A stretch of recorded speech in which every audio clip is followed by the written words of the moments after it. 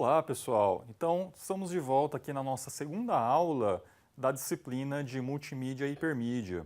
Então, conforme a gente viu, né, na primeira aula, nós vimos alguns conceitos da área de hipermídia, né?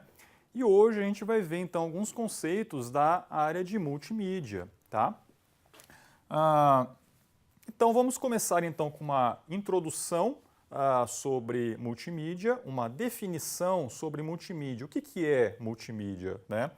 Então, a gente pode definir multimídia como programas e sistemas que utilizam múltiplos meios de representação da informação para comunicação entre homem e computador, né? É mais ou menos a mesma maneira que a gente faz, né, para se comunicar com outras pessoas.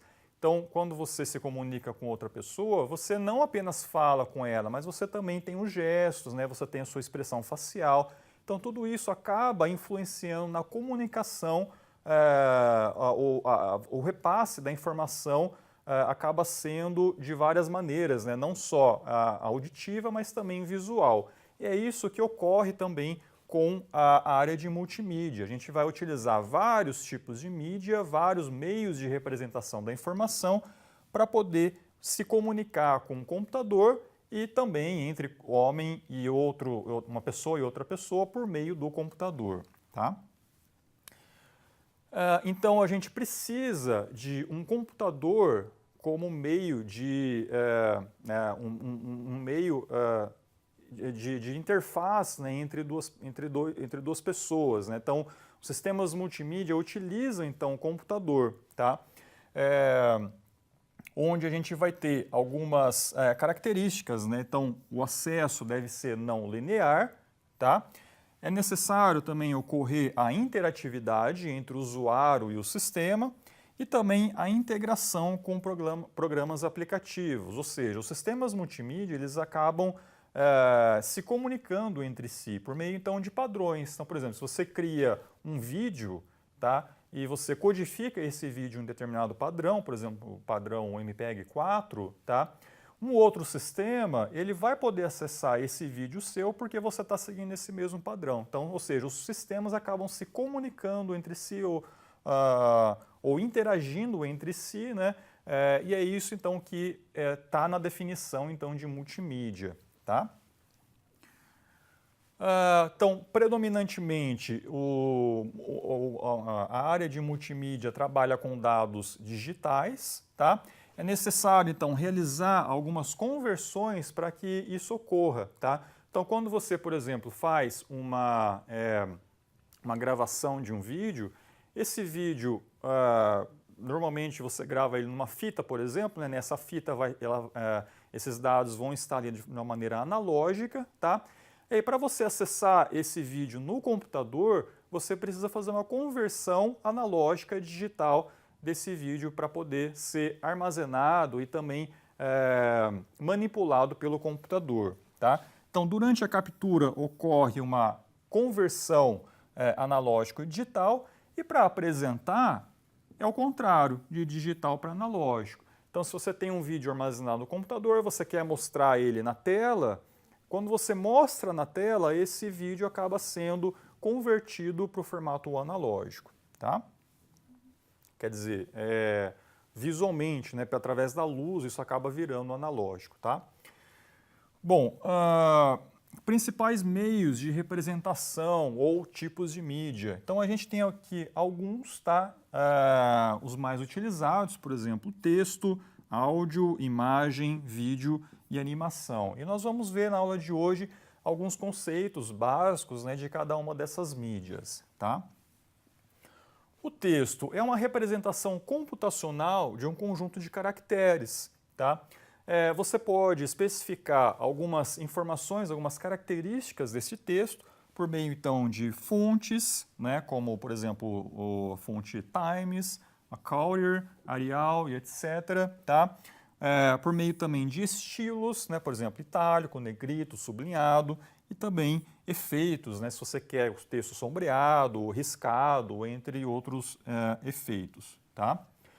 Esses dados, né, essas propriedades, elas são armazenadas em formato vetorial. O que é o formato vetorial, né? É quando você tem armazenado num arquivo não o texto em si, o formato desse texto, mas sim algumas propriedades, algumas fórmulas matemáticas, tá, que vão depois ser processadas na fase de renderização, né, desse texto para ser exibido na tela. Tá? Então, você armazena não o formato do texto, mas sim essas fórmulas, né, essas equações matemáticas, essas regras que são usadas então para o computador desenhar esse texto para você. Tá? Alguns padrões conhecidos, como o ASCII, né, o Unicode, Morse, né, Braille, entre outros padrões que são bastante conhecidos que determinam então a forma com que o texto vai ser codificado. Tá? Já um áudio, né? Então o tipo de mídia áudio está relacionado logicamente com o som. Tá? E o que é o som? Né? O som são ondas mecânicas, tá? Ou seja, as moléculas que existem no ar, elas são vibradas, né? Ocorre uma vibração nessas moléculas, e essa vibração dessas moléculas acaba se propagando através de uma onda. Tá? E aí, quando eu falo, por exemplo, as minhas cordas vocais fazem essas moléculas do ar vibrarem, e aí essa onda é passada, né? Ela é propagada até, por exemplo, um dispositivo de captura de áudio ou então um ouvido de uma outra pessoa, que daí vai processar essas ondas e vai gerar então o som que ouvimos. Tá? Nós temos dois aspectos principais nas ondas mecânicas, né? As ondas de som, de áudio, né? A amplitude e a frequência. Tá? A amplitude está relacionada com a intensidade ou o volume do som, né? E a frequência está relacionada com se o som ele é mais agudo ou se ele é mais grave. Então, uma amplitude, por exemplo, né, quando você tem aqui, por exemplo, uma onda, vou desenhar aqui uma onda, ó,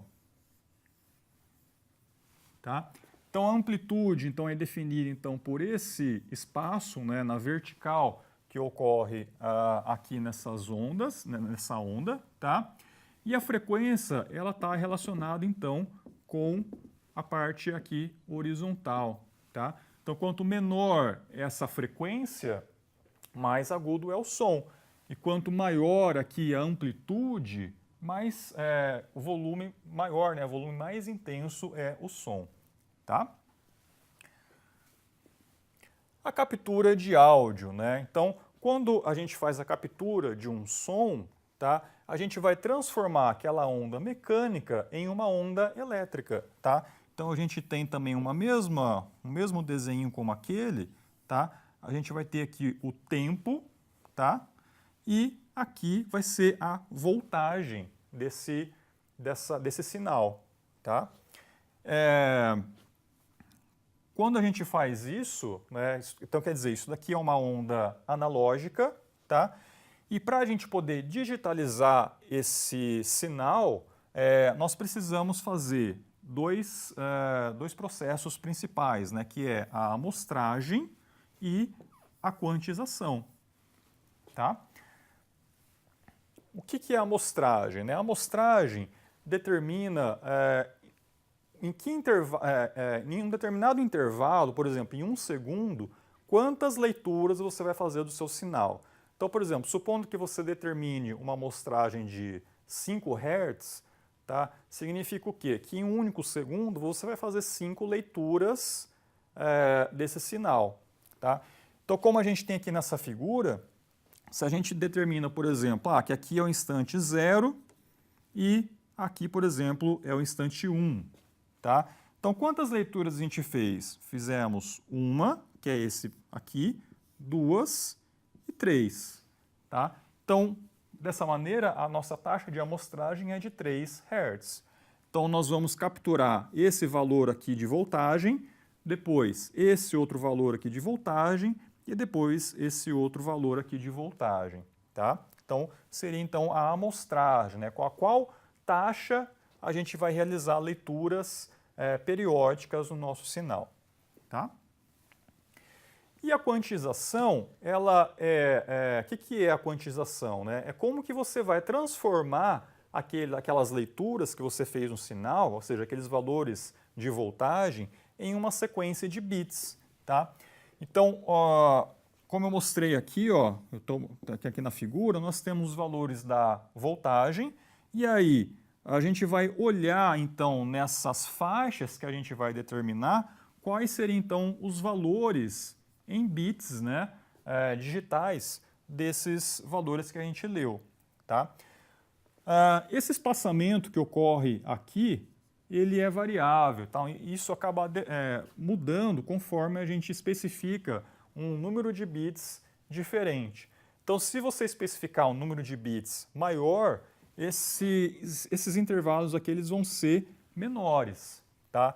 E aí, se você tiver, por exemplo, esse sinal aqui e esse sinal aqui, que eles caem na mesma faixa aqui do 0011, tá? Nesse caso aqui não vai ter diferença entre esses sinais, tá? Ou seja, você vai estar perdendo a qualidade do teu sinal de áudio. E se você determinar uma taxa de bits maior, tá? Você vai ter aqui faixas mais estreitas e aí é capaz de você conseguir diferenciar sinais aí que ocorrem próximos entre si. Eu também aqui nessa aula, pessoal, eu vou deixar também alguns aspectos, né, alguns conceitos para vocês estudarem em casa, tá? Então, conforme eu estou mostrando aqui, eu defini então algumas perguntas, tá? Que eu vou deixar para vocês então pesquisarem. Então, por exemplo, em relação à amostragem, qual taxa de amostragem a gente deve utilizar? Né? Como que a gente determina a que taxa de amostragem um sinal deve ser digitalizado? Tá? Ou quais são as consequências de se determinar uma taxa de amostragem errada, ou acima ou abaixo de um valor ideal?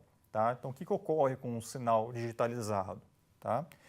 Ou para que servem os filtros anti-aliasing? Tá? Então, dá uma pesquisada. O que são filtros anti-aliasing? Né? Para que eles servem? Tá? Então, eu vou deixar para vocês pesquisarem em casa. E também em relação à quantização. Quais são as consequências de eu determinar um número de bits que seja muito grande ou muito abaixo de um determinado valor ali ideal? Tá? O que ocorre com o seu arquivo codificado, o seu arquivo digitalizado? Tá? Bom, e aí a gente então começa com o tipo de mídia imagem, né? Então, uma imagem, ela é formada então por meio da luz, né? Então, a luz ela é criada então através do nosso espectro, né, eletromagnético, tá? Então, a gente tem aqui uma figura onde nós temos todo o espectro eletromagnético. E só um trechinho aqui no meio que é a luz visível, que é aquilo que o nosso olho consegue enxergar. Tá? Então a gente pode ver, por exemplo, que nós temos o infravermelho, micro-ondas, UHF, VHF, raios ultravioleta, raios X, todos essas ondas, nosso olho não consegue identificar, mas eles existem. Tá? E só que nesse meinho é onde a gente tem a luz visível ao homem. De acordo, então, com a frequência dessas ondas, a gente tem diferentes cores. Tá? Então, quando nós temos ondas com uma frequência mais baixa, tá? Então, por exemplo, uma onda assim, nós temos uma luz mais voltada para o vermelho, né? Amarelo, vermelho. E ondas com uma frequência mais alta, por exemplo assim, nós temos já lá para o violeta, para o azul. Tá? Então, de acordo então, com a frequência e, consequentemente, pelo comprimento de onda, né, nós determinamos então a cor visível que o nosso olho consegue enxergar. Tá? E como que o nosso olho enxerga as cores, enxerga a luz? Né?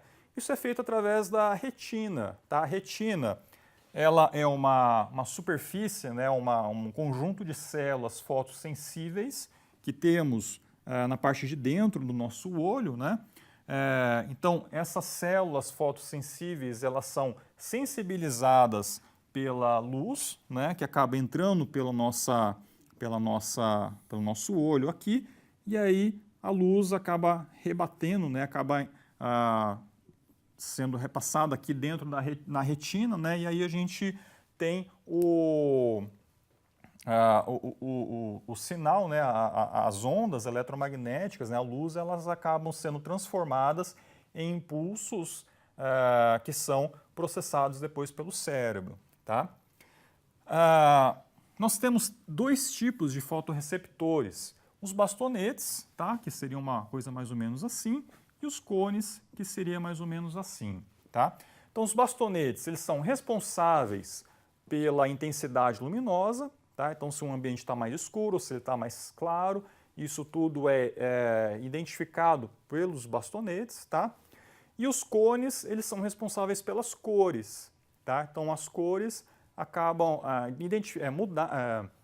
identificar, né, uma cor de outra. Isso é feito, então, pelos cones que temos na nossa retina. Tá? Eu esqueci de falar, né, que os cones, eles são de 3 tipos, tá? A gente tem cones para a cor vermelha, para a cor verde e para a cor azul, tá? São 3 tipos de cones diferentes, tá? E aí a combinação desses 3 tipos de células acaba, então, formando, né, a gente consegue, então, identificar todas aquelas variações de cores lá do espectro visível ao homem. Tá? Como que ocorre a captura de imagens? Né? Então, é uma tecnologia, então, que tenta imitar o olho humano. Então, conforme eu coloquei aqui 2 figurinhas do olho humano e também aqui de uma câmera. Tá? Então, a luz também ela acaba sendo capturada, então, pelo olho, da mesma maneira que uma câmera captura também a luz. A nossa retina ela vai ser simulada por meio de uma superfície que é chamada, então, de CCD, tá? Que também é uma superfície, né, um material que ele é fotossensível. Tá? Quando a gente tem captura de imagens coloridas, a luz ela é decomposta, né, por meio de um prisma, né, como isso daqui, tá? E nas 3 primárias. Então a gente consegue capturar informações só para luz, para espectros relacionados lá com a luz vermelha, com a luz verde e com o azul. Tá?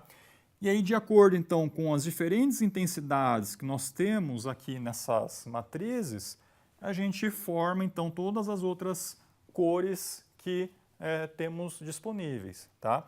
Então, a gente chama, então de cores primárias, né? Cores primárias, o vermelho, o verde e o azul, e aí a combinação delas gera as outras cores. Tá? Outras informações que eu também gostaria que vocês dessem uma pesquisada, né? Então, por exemplo, cores primárias, aditivas e subtrativas, qual que é a diferença entre elas? Tá? Qual que é o conceito de radiância, luminosidade e brilho? Tá? Então, também tem algumas definições aí que eu peço para vocês darem uma pesquisada. Tá? Ou então, como que a gente consegue determinar um tamanho de uma imagem sem compressão que tenha essa resolução, ó, 640 por 480, 24 bits por cores, tá? Então, é uma maneira de vocês pesquisarem, né, e tentar aí pensar um pouquinho como que, se a gente fizer uma captura de uma imagem com essas características, qual que seria o tamanho em bytes dessa imagem, tá? E o vídeo, né? O vídeo, pessoal, é uma sequência de imagens, tá? Então você acaba adicionando também um aspecto temporal lá no teu tipo de mídia, tá? Então é uma sequência de imagens, você tem algumas informações, algumas características relacionadas com o vídeo, tá?